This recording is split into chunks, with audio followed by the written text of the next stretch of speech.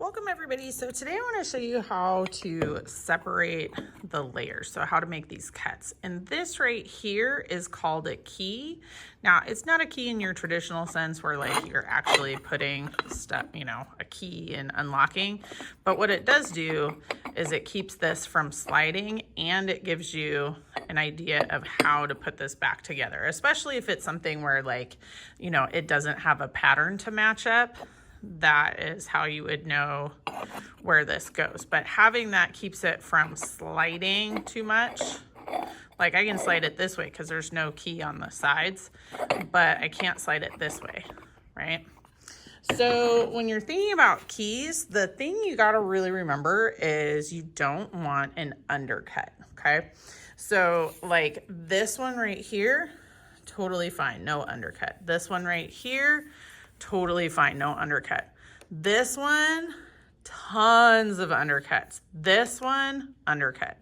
So what an undercut is this right here. When clay from this side is behind clay from that side. So this clay comes up here and this clay comes this way, right? So if I try to pull this apart, I can't pull this apart because this piece of clay right here, these two pieces of clay get stuck. So I can't get them apart. Now, since this is just a slab, I can wiggle it up and I can show you that these are actually separate pieces.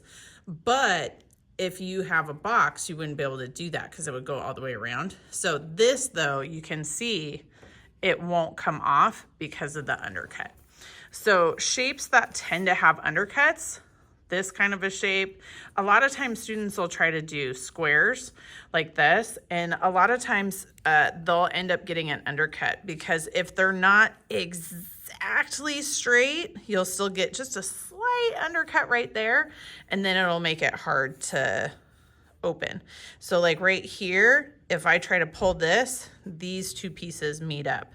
Same thing over here, right? So if this part of the lid and this part of the body are gonna touch each other, that's an undercut. So same thing right here, like this piece right here touches this piece right there. So that's an undercut. And like I said, this one's really difficult. If you do it exactly perfect, it's okay. But if you don't think that you're the type of person who's gonna do it exactly perfect, make a different choice. So to actually put it on your project, so I already added on my line where I'm gonna do this bottom one. But what I tend to do, if it's a rounded form, I do it literally like this. I figure out, okay, I know there's the slab right here, so I need to cut up here. I will literally hold my needle tool. This is really hard to do on video. And I will rotate the project. And I will trace a line lightly all the way around. Now, if you have a shape other than round and you can't like roll it on the table to make it match up and stuff, you can do the trick that I talked about before where you have, the paper that you fold and push it up and all that. So once I have my line, then I want to decide like, where do I want my key? So on this bottom one, I decided I'm gonna have a big curve like this right there. And then to keep it from sliding off in multiple directions, I'm gonna have a little piece right there and a little piece right there. So to do something similar on my top, maybe I wanna have it mirror this one a little bit. So I'm just gonna start at my line and I'm gonna trace the shape I think I want, right?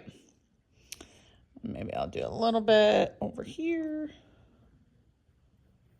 So once I have what I want, then I'm gonna rub out the original line so I don't get confused later when I go to actually cut it.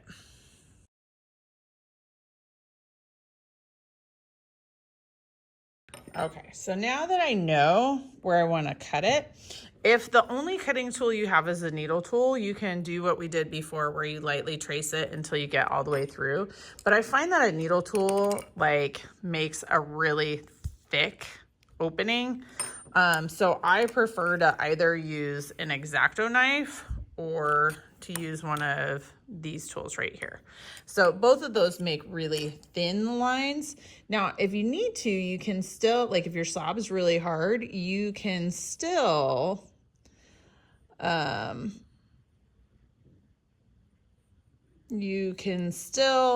go partway through, but because this is so thin, it doesn't generally leave as many clay boogies, but you're literally just gonna trim all the way through.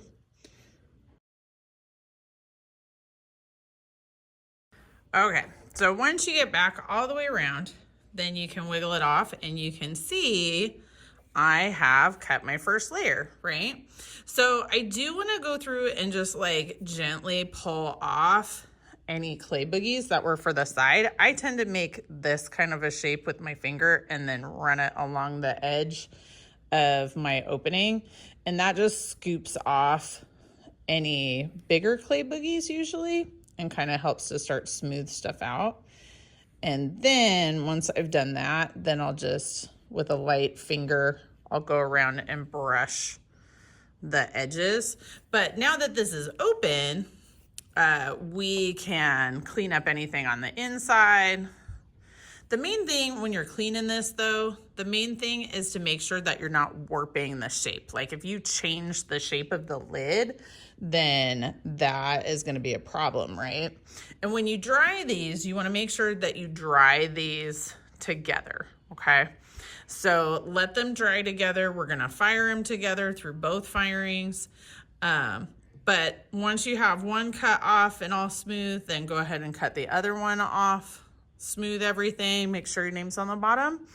And then it's ready for decoration. So if you want to do any carving, any of that kind of stuff, you could do it before you cut it or after you cut it, depending on what it is that you want to add on. And at this point too, if you want to add on handles or something on top for the lid, there's all kinds of possibilities. All right, so thanks everybody. Be creative, have the best day you can.